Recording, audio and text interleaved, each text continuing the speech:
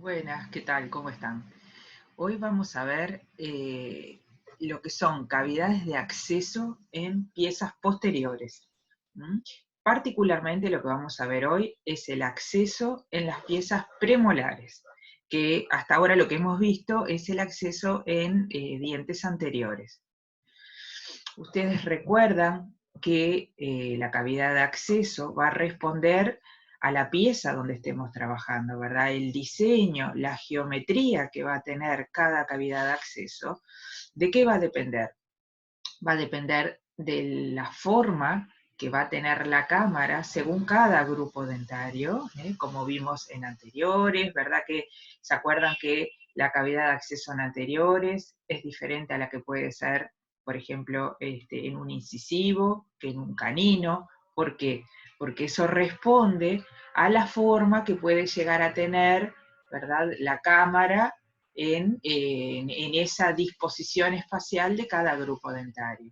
Ahora en premolares vamos a ver cómo es ese diseño, tanto los premolares superiores como los premolares inferiores. ¿Cuáles son las grandes diferencias que nosotros tenemos entre una pieza anterior y una pieza posterior? Básicamente, ¿qué se les ocurre? ¿Qué grandes diferencias podemos llegar a tener entre un anterior y un posterior? Vamos a pensar, por ejemplo, al tener en una pieza posterior más de un conducto, que puede ser distribuidos en más de una raíz, o en la misma raíz, tal vez tener más de un conducto, pueden ser dos, o incluso tres, o aún más, vamos a tener una distribución diferente de lo que es cámara, de lo que es conducto, ¿verdad? En los anteriores, ¿nosotros qué tenemos? Tenemos una continuación entre lo que es cámara y lo que es conducto, a diferencia de los posteriores, donde vamos a tener, va a empezar a aparecer una estructura que hasta ahora no teníamos, que es el piso cameral. El piso cameral va a ser muy importante, ya vamos a ver cuál es la importancia que va a tener, para ayudarnos a encontrar la entrada, la localización de esos conductos. Entonces, vamos a ver que vamos a tener una cavidad que va a ser llamada de acceso coronario, que nos va a permitir el ingreso a la cámara, y por otra parte después vamos a tener lo que se llama el acceso radicular, ¿verdad? A partir de donde se inicia lo que es conducto, vamos a tener que hacer determinados desgastes, que muchos de ellos ya los vimos en accesos anteriores, para tener la entrada, la permeabilización, ¿verdad?, y posterior acceso hasta la zona foraminal, a través de lo que se llama el acceso radicular. O sea, nos van a abrir la puerta para entrar a cámara, en el caso del acceso coronario, y una vez que tenemos diseñado toda la cavidad de acceso en cámara, ¿verdad?, en el acceso coronario, después vamos a pasar a lo que es el acceso radicular, para que luego podamos conformar y limpiar ese sistema de conductos. ¿Cómo es el acceso en el primer premolar superior? Vamos a repasar cómo son anatómicamente en el promedio de los casos, ¿verdad? Tenemos una longitud promedio en el entorno de los 21 y 21,5 milímetros. ¿Qué vemos? Que la mayoría, no todos, la mayoría van a presentar dos conductos y dos raíces, como ven acá, pero eso no implica que no puedan haber otras variantes anatómicas, que ello nos va a determinar que puede existir uno o tres conductos y una o tres raíces. Generalmente con la situación que nos vamos a encontrar es esta, ¿verdad? De dos raíces con dos conductos. Si nosotros lo viéramos de frente, como ven acá en esta imagen a la izquierda, es bien diferente que si lo vemos en la imagen de perfil, ¿verdad? Es mucho más angosto en sentido mesiodistal que en sentido vestíbulo-palatino.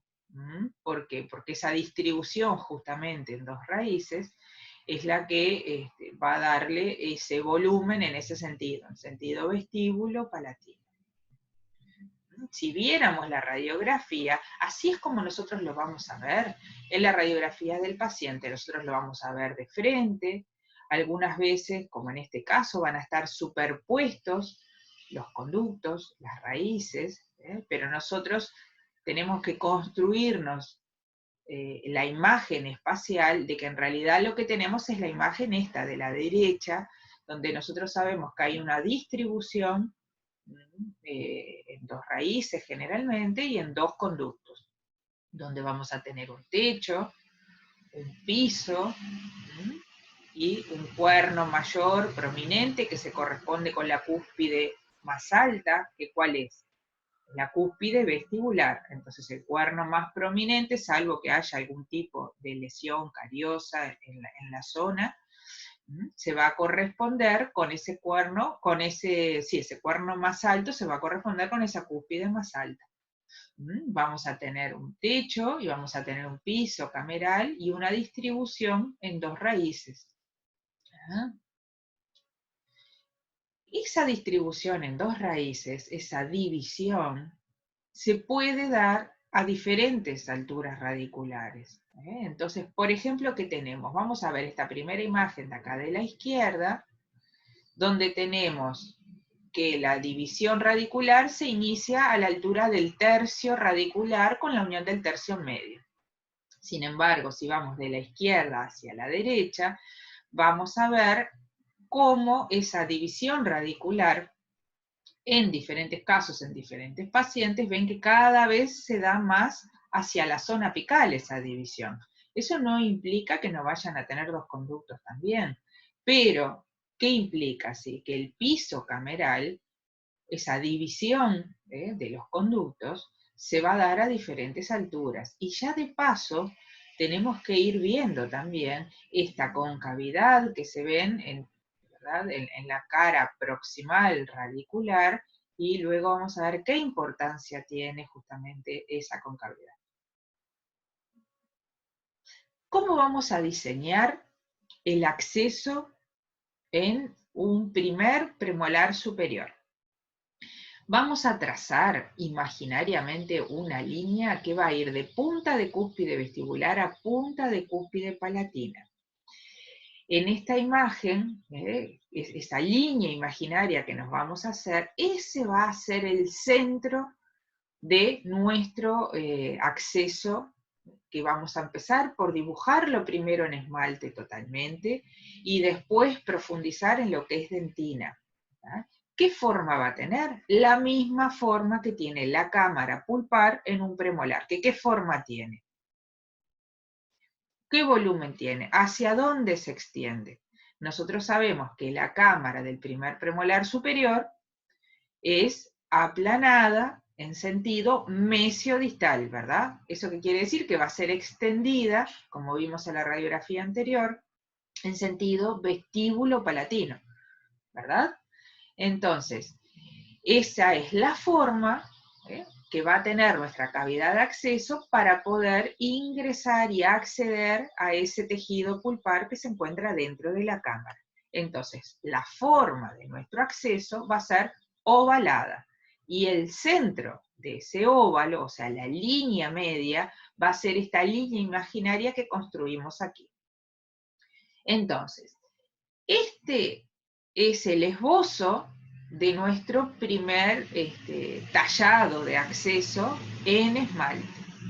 No hace falta extenderse más, ni a mesial ni a distal. No hay cámara más allá. Van a ver que es un óvalo bastante estrecho en sentido mesiodistal.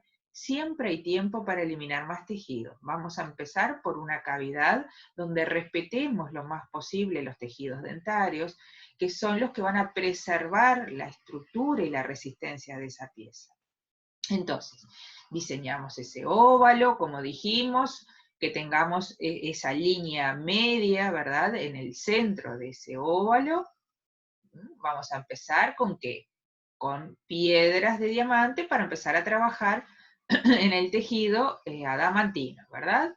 Entonces, eso va a estar ubicado en el centro de la cara plusal, ¿verdad? Y si dividiéramos, por ejemplo, en tercios, ¿se acuerdan cómo hacíamos en la cara palatina? Si lo dividimos en tercios, va a ocupar ese tercio central. Tanto a mesial como a distal no hay cámara, entonces no hay que tallar, ¿sí?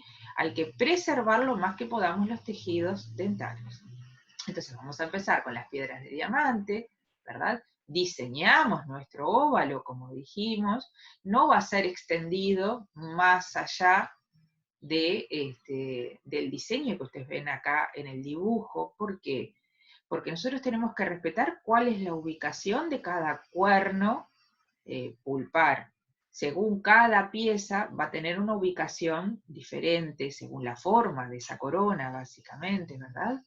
Entonces, esas son las guías que vamos a tener, ¿verdad? Los límites anatómicos para diseñar nuestra cavidad de acceso. Una vez que la diseñamos en esmalte, vamos a pasar a dentina con las fresas de tusteno. ¿Bien?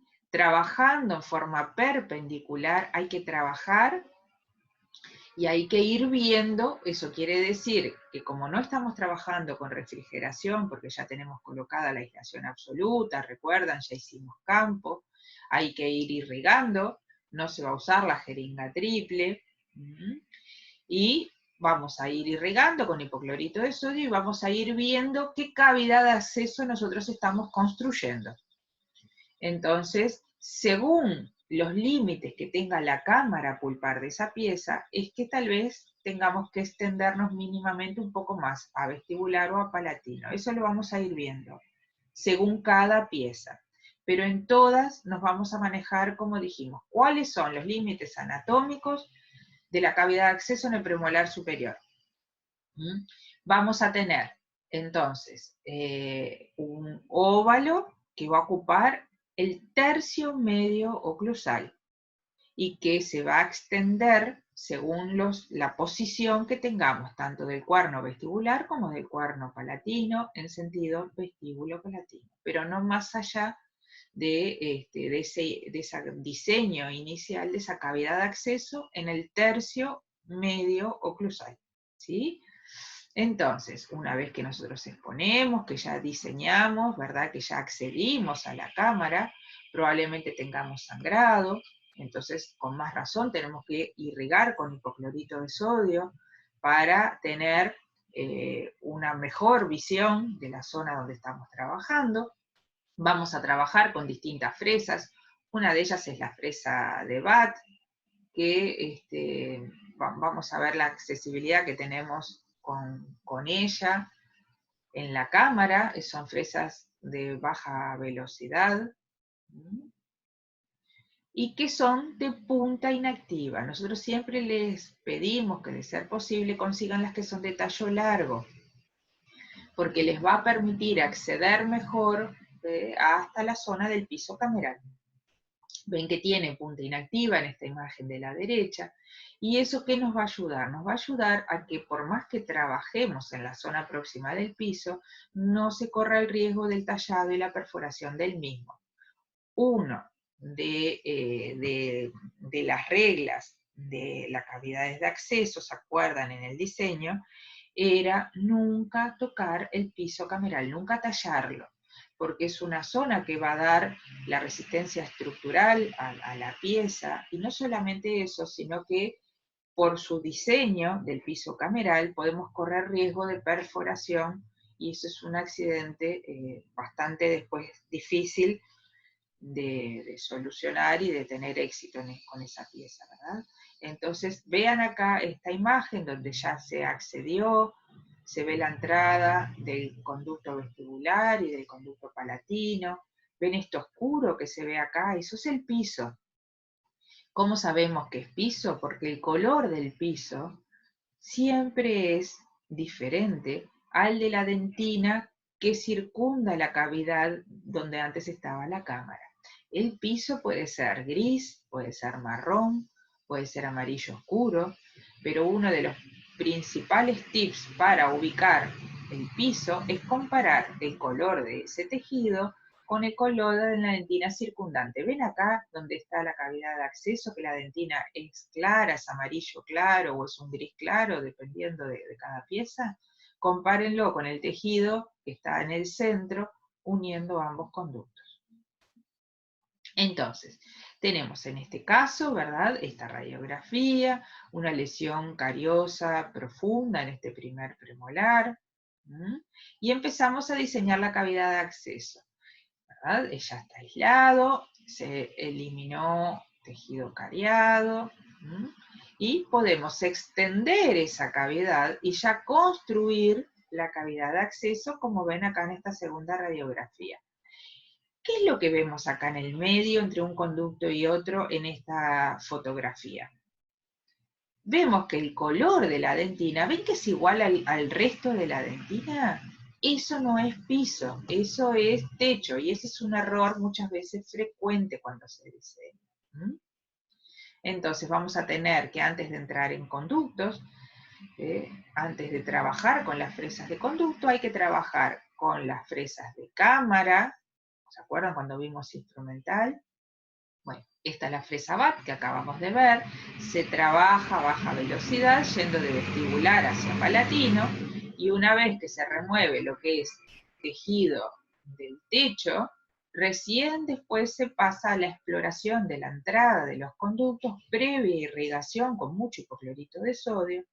Pasamos con instrumentos manuales, con limas K, a explorar la entrada de los conductos con sondas endodónticas, que son nuestras grandes aliadas en lo que es localización de los conductos radiculares, y recién después empezamos a trabajar con fresas para conductos. Entonces ven que estamos hablando de fresas para cámaras, como la fresa BAT, y fresas para conductos, que es esta que tenemos aquí a la derecha, en este caso que es la fresa de Gates-Glidden. Estas fresas vienen del 1 al 6, nosotros vamos a utilizar la número 1 y la número 2 para trabajar la entrada de los conductos en el tercio cervical. ¿Cómo sabemos cuál es el número de cada fresa?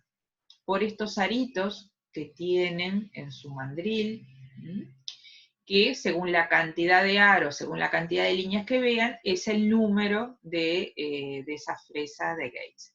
Ven que la fresa de Gates tiene una formita como de pimpollo, son de punta inactiva, y esta puntita que ustedes ven ahí no corta, esa es la guía de penetración que tiene la fresa, pero no tiene capacidad de corte. ¿Para qué? Para no perforar justamente los conductos. Entonces, la fresa de Gates-Glidden número 1, la más finita de todas, que parece muy pequeña, sin embargo, su diámetro es equivalente al de una lima 50. Y en el caso de la Gates número 2, su diámetro equivale a una lima 70. Entonces, cuando estemos llevando estas fresas, disculpen, al conducto, hay que recordar el diámetro que tienen, que parecen inofensivas, pero no lo son.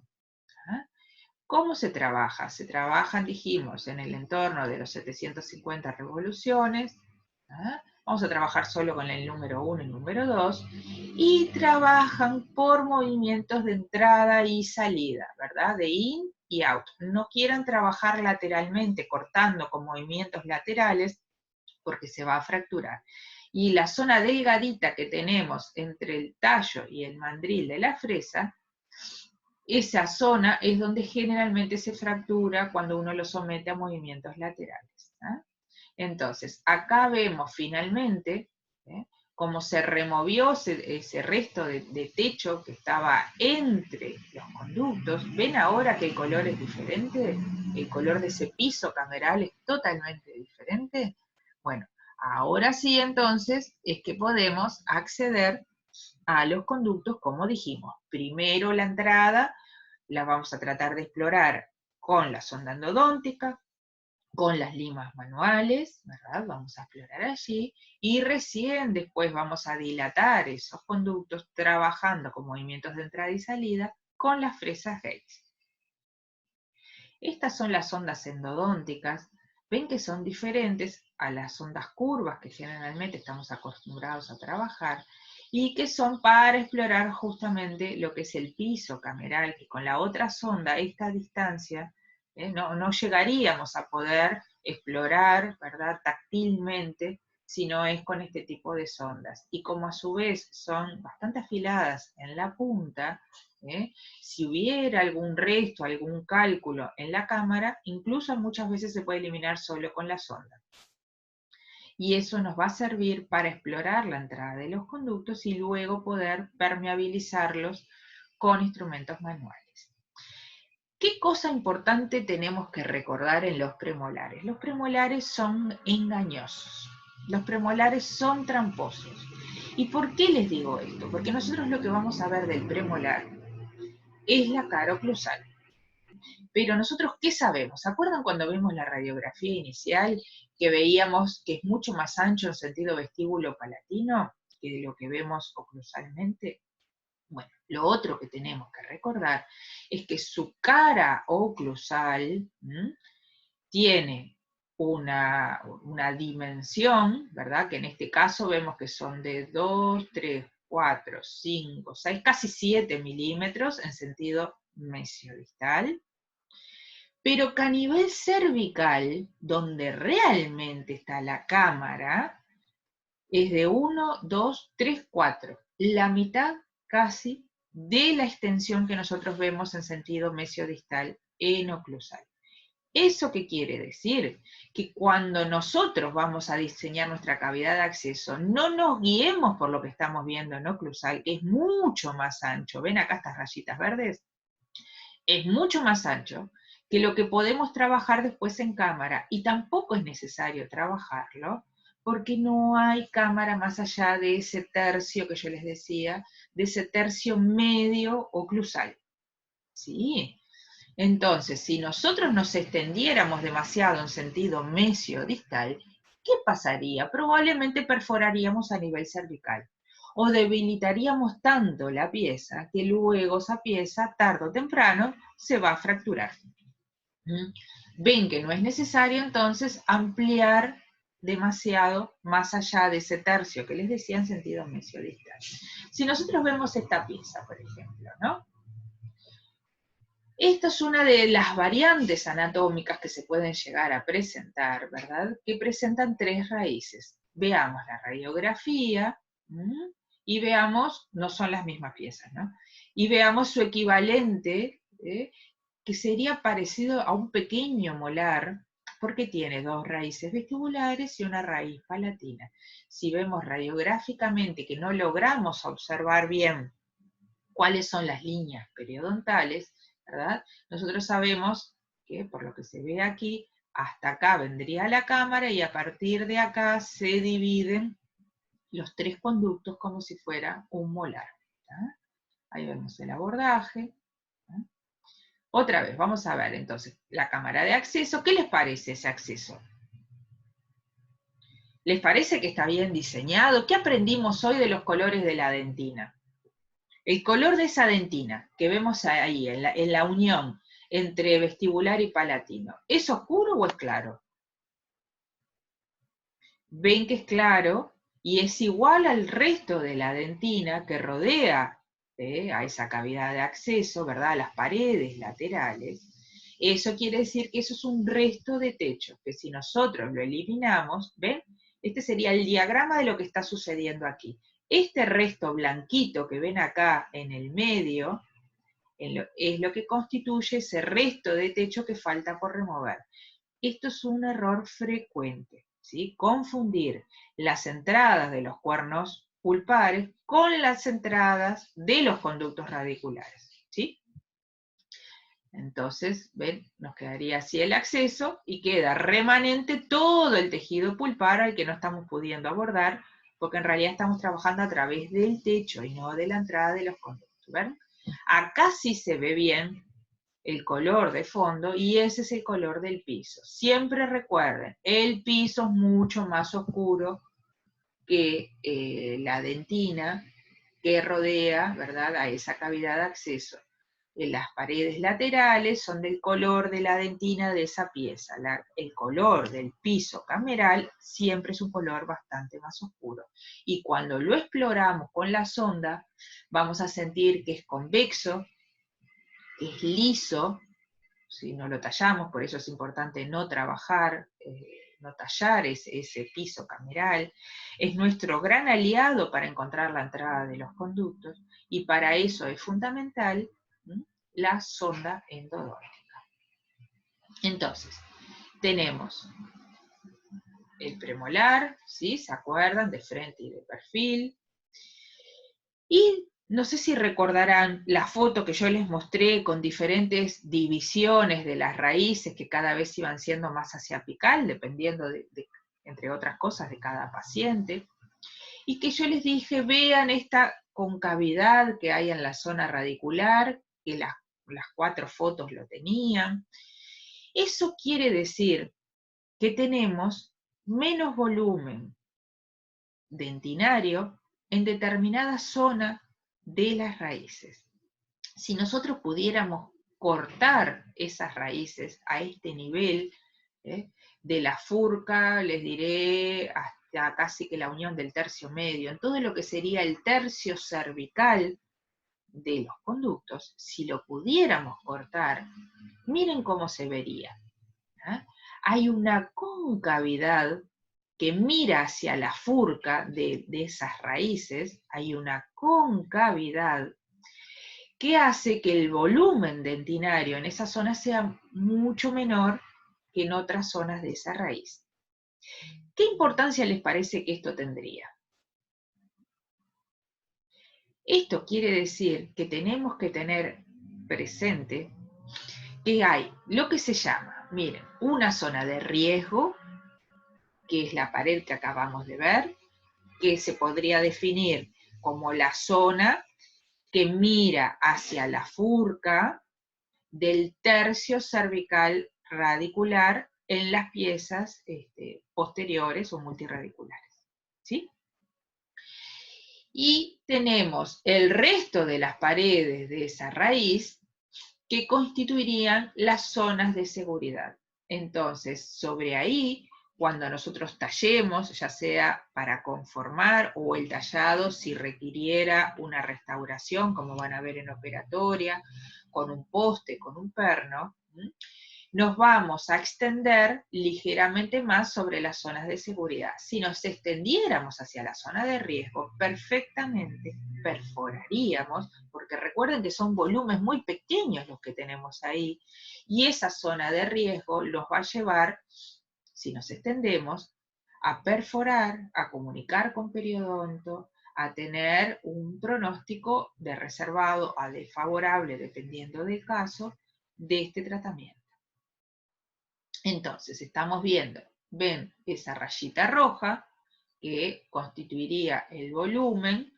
Miren, si cortamos la raíz, vean esta foto de acá abajo, que es muchísimo menor, aunque radiográficamente eso no lo vamos a ver. Ahora ya aprendimos que esto es así y lo tenemos que tener en mente cuando vamos a trabajar.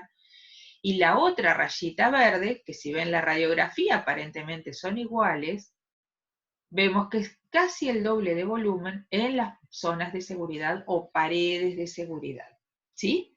Entonces, ¿qué aprendimos recién? Tenemos una pared de riesgo o zona de riesgo y una zona o paredes de seguridad. ¿Cómo podemos recordar cuál es cuál? Las que miran hacia la furca son las paredes de riesgo. Generalmente, las paredes, para acordarnos, ¿verdad? Para acordarnos de cuáles son las paredes de seguridad, podemos pensar en el nombre de ese conducto. Por ejemplo, si estamos en el conducto vestibular, la pared que lleva ese nombre de ese conducto, o sea, la pared vestibular, es su pared de seguridad. Si estamos en el conducto palatino, la pared palatina va a ser su pared de seguridad. Y las paredes que miran hacia la furca son las paredes de riesgo. Y eso radiográficamente no se ve. Pero ustedes van a ver que vamos a hablar de esto en todos los casos multirradiculares, porque en todos se van a presentar. Es una disminución del volumen que no se va a ver radiográficamente. Vamos a ver ahora el segundo premolar superior. El segundo premolar superior, en su longitud, en promedio, son similares a los que acabamos de ver, pero ¿qué diferencia grande tenemos aquí? Tenemos que casi tenemos las mismas chances de tener uno o dos conductos, y la mayoría presenta una raíz. Entonces, el hecho de que la mayoría de estos casos presente una raíz, como ustedes ven, también puede presentar 2 o 3, pero en un porcentaje mucho menor al que acabamos de ver del primer premolar, que recuerdan que la mayoría tenía 2 raíces.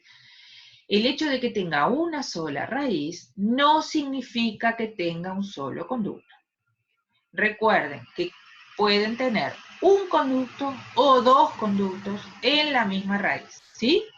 Grábenselo esto, porque también es un error frecuente creer que es un conducto solo por raíz. ¿Tiene una sola raíz la mayoría? Sí, tiene una sola raíz. ¿Cuántos conductos tiene el segundo premolar superior? Casi que tenemos un porcentaje similar, tanto de un conducto como de 2 conductos. Su anatomía en sentido mesiodistal y vestíbulo palatino, lo están viendo acá en las fotos. Ya no tenemos esa división radicular. Y si nosotros viéramos estos 2 premolares, ¿verdad? Que están cortados, ¿qué les parece? ¿Cuál sería el primero, el primer premolar, y cuál sería el segundo premolar? ¿Qué les parece? ¿Qué dijimos recién? Los 2 tienen 2 conductos, ¿verdad? El cuerno más prominente se corresponde con la cúspide más prominente, que es el vestibular, el otro cuerno es más bajito. Los 2 tienen 2 conductos, ¿verdad? Pero el de la izquierda tiene su división radicular. O sea que este es el primer premolar superior. Y el que está a la derecha también tiene 2 conductos, pero en una sola raíz. El piso está prácticamente a la misma altura, ¿ven? Que está del otro, pero no está dividido en 2 raíces. Hay 2 conductos en una sola raíz. Segundo premolar superior, ¿cuál va a ser el diseño del tallado? Exactamente, igual al que vimos en el primer premolar superior. El tercio central de la cara oclusal. Empezamos perpendicular, piedras de diamante, fresas de tusteno, va a empezar a sangrar, eso quiere decir que nos va a costar ver, eso quiere decir que hay que irrigar con hipoclorito, y luego cuando veamos todos los irrigantes, ¿verdad? Que algo ya estuvieron viendo. Una de las propiedades que va a tener el hipoclorito es la desorganización del contenido orgánico. Eso nos va a permitir ver mejor en la zona. Vamos a trabajar con fresas de cámara, ¿verdad? Que en este caso, la que están viendo, ¿se acuerdan cómo se llamaba? Esta fresa de cámara que vimos para el primer premolar. Esta es, ¿cuál? Es la fresa de Bath. Entonces, miren qué angostito que es ese acceso. ¿Es necesario ampliarlo más en sentido mesiodistal? No, eso es todo lo que tenemos de cámara. Hay que extenderse en sentido vestíbulo palatino hasta encontrar los conductos, pero no en sentido mesiodistal. Recuerden que el premolar es mucho más angosto en nivel cervical que de lo que vemos a nivel oclusal. Ahí vamos a explorar una vez que encontramos la entrada de los conductos con instrumentos manuales, y recién después vamos a ampliar la entrada de esos conductos con la fresa de Gates, con movimientos de entrada y salida, para ampliar esa entrada, y dónde nos íbamos a apoyar, a expensas de qué pared vamos a desgastar. De las paredes de seguridad. Entonces, si estamos en el conducto vestibular, ¿cuál era la pared de seguridad? la que lleva el nombre de ese conducto, o sea, la pared vestibular. Y si estamos en el conducto palatino, la pared de seguridad es la pared palatina. Irrigamos mucho, ¿ah? Y el diseño es muy similar a lo que estuvimos viendo en el primer premolar superior. Ahora vamos a ver los premolares inferiores. En los premolares inferiores la longitud es bastante similar a los superiores, pero tenemos una diferencia anatómica importante, que ahora vamos a ver en qué consiste. Básicamente lo que tenemos es un conducto y en su mayoría podemos llegar a tener más de un conducto también, como ven, en uno de cada 3 va a tener 2 conductos, y el número de raíces en su inmensa mayoría también es una sola. ¿Ah? Pero ¿qué recuerdan ustedes de anatomía respecto al diseño anatómico del primer premolar inferior? ¿Qué diferencia había entre su eje coronario y su eje radicular? Si nosotros lo vemos de perfil, como ven acá en la foto de la derecha, ¿no les hace acordar a un canino? Tiene muy poco desarrollada su cúspide lingual. Recuerden que estamos en el inferior, entonces vamos a hablar de cúspides linguales, no de cúspides palatinas. Y esa cúspide lingual tan poquito desarrollada, mírenlo de perfil. ¿Ven que se parece a un canino? Se habla de una forma caniniforme del primer premolar inferior. Y eso nos va a determinar que el diseño en la dirección del tallado de nuestro acceso va a ser diferente. ¿Por qué va a ser diferente? Nosotros, acá tenemos la cara oclusal. Como hacíamos en el premolar superior, también lo vamos a hacer en el inferior. Vamos a pensar en una línea imaginaria que va a ir de punta de cúspide a punta de cúspide. Y ese va a ser el centro ¿de qué? De nuestro óvalo.